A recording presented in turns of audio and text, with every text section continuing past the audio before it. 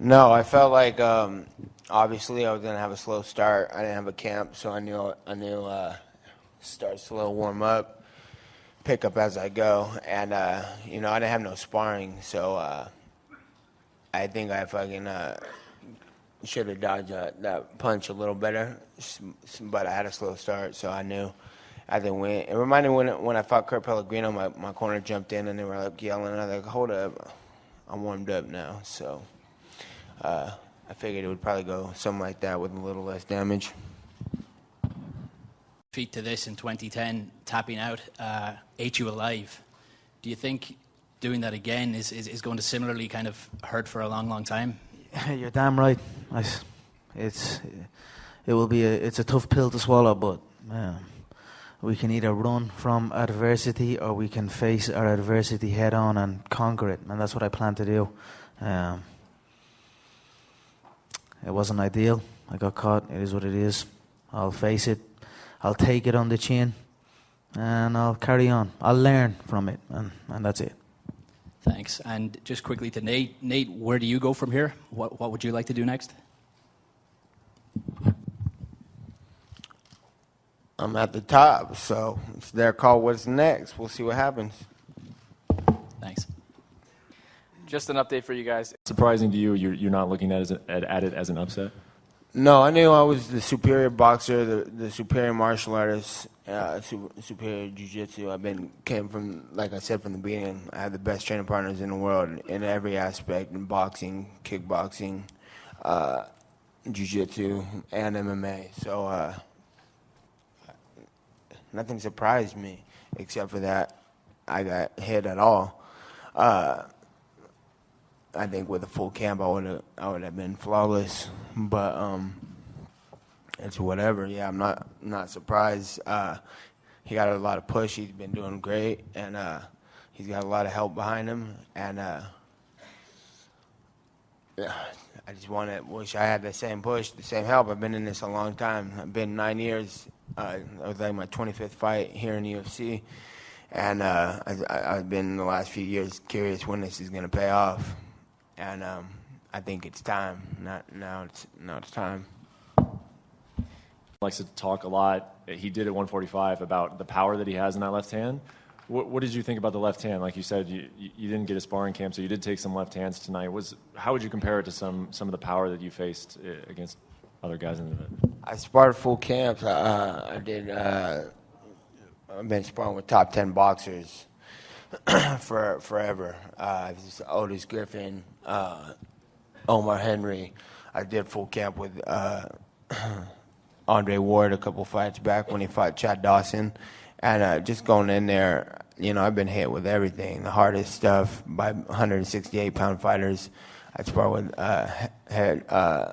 heavyweight fighters, and I've been hit with everything. So he punches hard. He's a hard-hitting little guy, but nothing I never felt before. So and I expected if I get hit by anybody, it's probably going to be hard, But if you ain't taking me out, you're going to get taken out, straight up.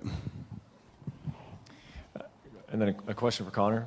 We don't know what officially is next for you yet, but you mentioned 145. Do you feel like your hand is kind of forced that you have to go back to 145, otherwise you might have to give up the belt? Is that sort of why that has to be next, or is that something you want to do? Do you want to go back to 145? I weighed in 168 pounds. I didn't make anything. I simply ate regularly, so it's 145 isn't. It's a cut. It's intense, but I make it, and I make it every time. So I think 145 will be next. I'll defend my belt. I believe maybe Nate will fight Dos Anjos now. I think after I defend my belt and climb myself back up, I think I will get my shot at that lightweight belt once again. So maybe me and Nate can do it again. In your opinion, who should that shot at 145 go to? Is it Edgar or is it Aldo?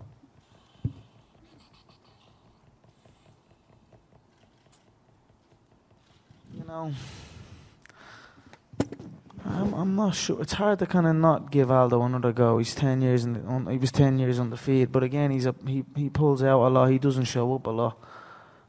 Frankie at least gets in there and competes. So I don't know. I'll keep my ear to the ground and see who the fans want to see the most. What are the fans most interested in? Who do they want to see me defend the belt against? But then I'll sit and I'll wait patiently for the lightweight belt to be contested, and I'll make my way back up. I respect Nate. He fought very well with his energy. I felt I was winning. I won round 1. I was winning round 2. I felt towards the end he caught me with some shots. He stayed in it. He was very efficient with his energy. But I feel with some adjustments, I will climb back up and make my case for that second belt once again. I just have one last question for Misha. I don't know, I was slipping that jab and banging the left hand a few times. It worked for me. Even when he added the left hand behind it, I came back in and my left hand was a hook and his left hand was a straight. And I was connecting with him and his one was whizzing past the head. But in the second, I pulled and came into my left hand and he just popped a little left straight in there. And it caught me off balance. And, but I feel it was simply he was efficient with his energy and I was inefficient. And then that's it. I shot. He wrapped up the neck. I looked to pass guard, but he had that high elbow guillotine, so I was forced to roll to my back. And then, similar to the Mendez one, where I rolled and came back to my knees, I just hadn't got it in me. I ended up on bottom. He passed him out really quick, really smoothly, landed some shots, got me to turn. When I turned, he flattened me pretty quick as well, and then sunk the choke. There's many lessons to be learned from the fight, but I'm happy with it. I'll learn, I'll grow, and I'll come back. I have one more for you, and then one quick one for Nate. You referenced before, you didn't understand people celebrating another man's victory. I assume you were referencing what Jose Aldo tweeted. Did you see that? And if you did, can you comment on how you took that? I just think he had an opportunity to show up here, and he didn't. He could be sitting there he could be sitting where Nate's sitting right now. He was the first choice. He said anytime, any place, anywhere. And then it wasn't anytime, any place, anywhere. Now another man gets a victory over me and he celebrates it. That's the sign of a loser. That's the sign of somebody, that's the sign of a runner-up, That's not the sign of a champion, so And then Nate, Dana said before he left that it was trending to be the biggest pay-per-view, maybe bigger than UFC 100, the biggest ever. You have talked a lot about, Conor got the hype, but you also brought the crowd out.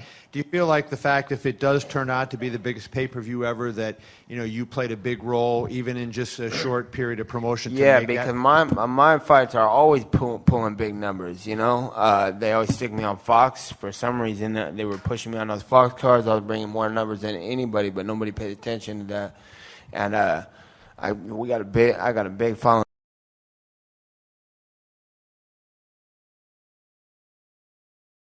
No one ever had a bigger following than me ever, So I feel like I brought in a lot, and it made the fight a lot more entertaining, a lot more interesting than the Dos Anjos fight, because it's whatever, But and as far as energy and stuff, I felt like I was a superior boxer. I felt like I was better on the stand up, and then that's why he went for the takedown, and the weight had nothing to do with anything. I had to lose some weight. If I had a fight at 155, I feel like I could have performed better because I would have been on point. I would have had the sparring. I would have had a good weight cut like I did my last fight, and I had to come into this fight straight fat boy off the beach in Cabo.